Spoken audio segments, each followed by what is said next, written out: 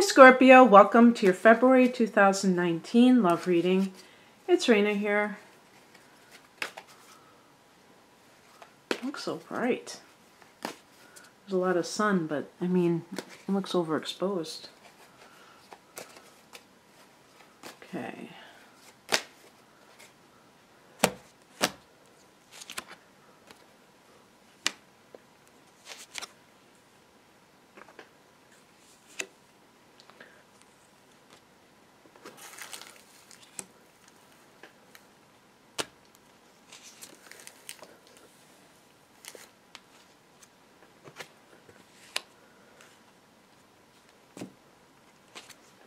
Okay.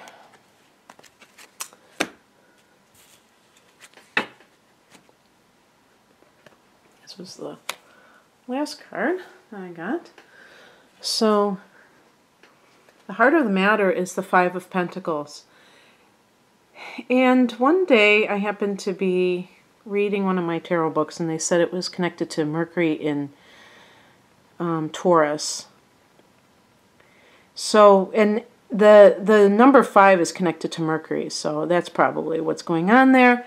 But this could be earth energy, but if we look at what the card represents, it represents either turning away from the spiritual, so overly immersed in the material, but also the connection between some sort of, it's a card of poverty consciousness, sometimes somebody that actually has a material deficit. But what I see when I connect it to the spiritual, and especially with these types of readings, is that, you know, coming to life with that sense of lack consciousness that transcends actual dollars and cents. Because really, that has nothing to do with how a person perceives their life. Or their finances, if we're looking at it from literal finances, is that there are people who are very close to the poverty line, and they do not feel that way. I remember one time I was just reading something years ago about what in the United States, what the poverty line was, and I'm like, whoa. I mean, and this is as an adult, and I was like, right there. You know, where, you know, right along the edge of that. And I was thinking, but I don't feel that way. And I couldn't understand how they could define it this way. And believe me, they have very, I mean, in the United States, they really don't, you know, allow for much. I mean, they don't exaggerate, let's put it that way. So, a lot of people would say that it's too low, whatever their guidelines are. So the point is that there are people that have a lot of material resources and they feel perpetually lacking materially. And that's, you know, why is that? That's because they don't feel safe. They, you know, the first chakra is safety. So if we take this and extend it to love, and think about the people who don't feel loved. And it doesn't matter how much love they have around them. They could have love from their children. Oh, that's not good enough. That's not the kind of love I'm looking for. They could have it from their parents or other relatives. That's not good enough. They're looking for something from another person, you know, romantically. And maybe, even if they find a decent person, that person didn't do this, that person didn't do that, and so they don't love me. And so it's what I call it is a bottomless pit of need, that the person is looking for something that no other human being can possibly give to them emotionally. And therefore there's a pessimism which develops, or cynicism, and that's one of the reasons why this card, if it's coming up in your reading, you have to look at whether you are approaching relationships. If you're single, whether you're approaching relationships with a positive attitude, or whether you have this agenda of what somebody else has to do for you. with Scorpios, a lot of times there are trust issues because of things that have happened to you in the past that, you know, are obvious signs of betrayal or abandonment, whatever you want to call it.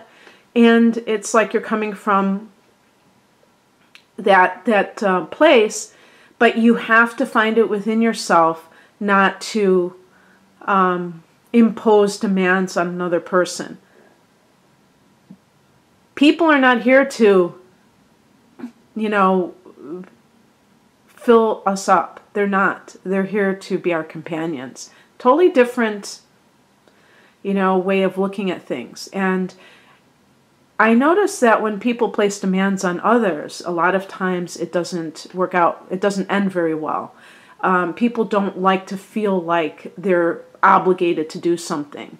And on the other hand, you must have a sense of enough self-love that you're not going to accept anyone into your life. And I think that this card can also mean that, where the person is like, oh my God, I need somebody. And it's like, they'll take the first person that comes that shows any sign of interest. Now, usually Scorpio people are tough, you know, and powerful.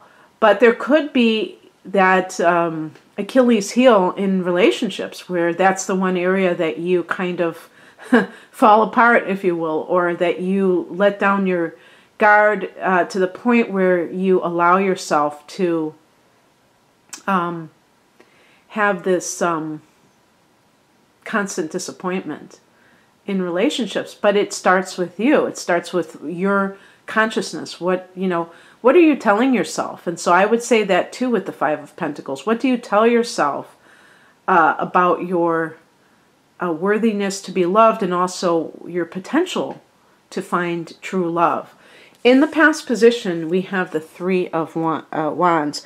And I got a Sagittarius vibe with these cards, so I don't know if there would be any thing like that. Now, the other fire signs that represent wands are Aries and Scorpio. And Leo. And Leo is a sign that Scorpios tend to get very drawn to. Now, the Three of Wands in the past position can be someone, maybe this wasn't you, who wanted to expand themselves and wanted to, maybe they felt too confined. They needed their freedom. They needed their space. So if this was a relationship with somebody that didn't work out, you may have felt rejected, but this person, it might have been more than just the relationship. They possibly could have even left and gone to another country for their work or, you know, for their own business that they have started. This is an entrepreneurial card. But if this is somebody that you met, you may feel like for some reason that this person, it didn't work out. And usually I would say with fire signs, there is going to be this dynamic, unfortunately. Now, I'm not going to say that 100% of the time, but especially with Scorpio. Scorpios are intense in the sense, not only emotionally, but wanting to possess somebody in every possible way. So you're not lighthearted usually in love. You're usually very, very like extreme. I mean, I don't want to say it in a negative way, though. Extreme sounds bad because it's not necessarily a bad thing how you are if it's balanced. I'm talking about just being very intimate with your partner and not wanting to maybe separate very often, wanting to be with them all the time and things like that. And depending on the other person, they may have balked at that. They may have been like, no, I can't do that. I have to have a life outside of this relationship. And so I'm just going to keep going, seeing what else shows up here. This is the higher message, the Wheel of Fortune. I think that this card is simply talking about cycles And for you,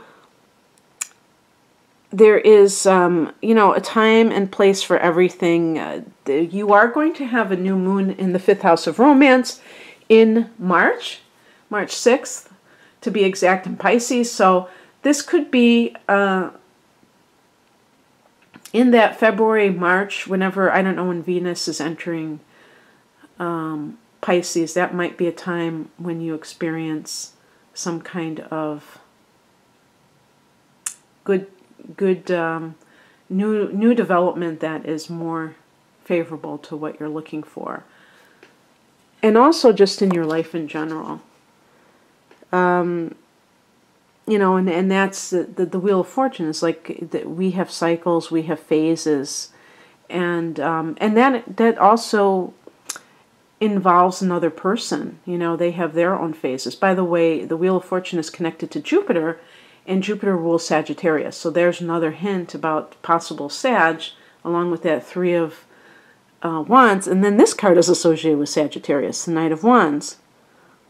And this is in the challenge position. So this is a person, I've been getting this guy a lot, and he has a hard time settling down.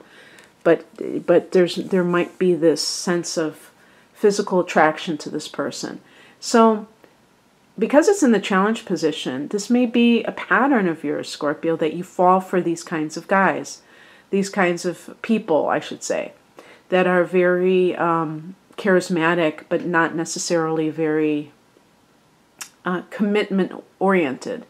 And that's kind of where I was going with this fire-water combination, is that a lot of times the water wants to nest. They want to, you know, snuggle up to the fire at night. And the fire sign wants to, you know, light a fire. They want to, you know, paint the town red. They don't want to sit at home necessarily.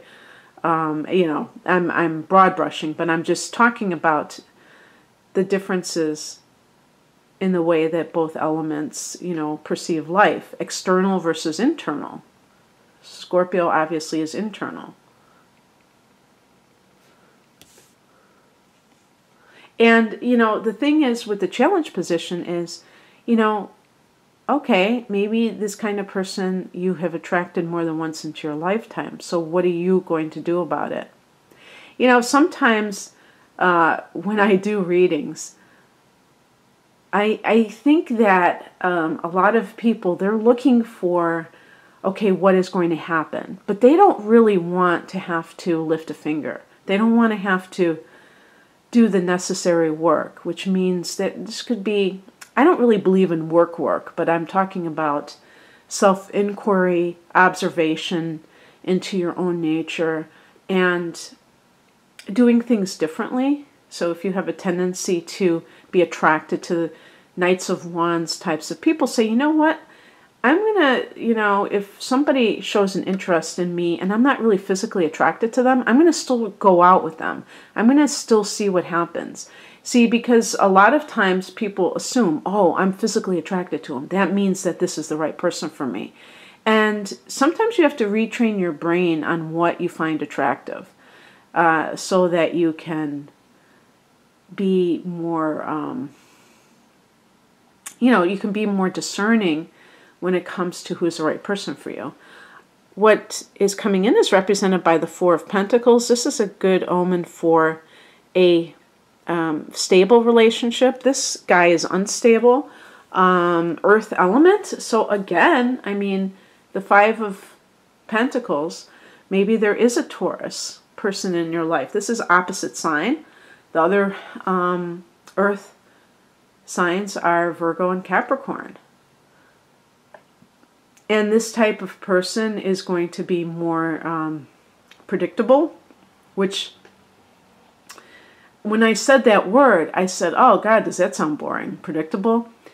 Well, predictability is a lot better than unpredictability when you're trying to have a day-to-day relationship with somebody. If you're looking for a wild fling, then I suppose being unpredictable is very enticing. But somebody who is reliable, somebody who, again, stable, that, you know, tomorrow they will tend to be how they are today.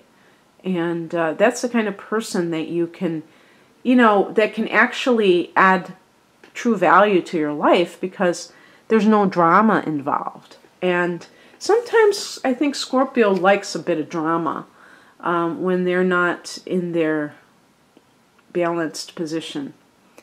And the outcome is the Justice card. So this can mean that there is equality here.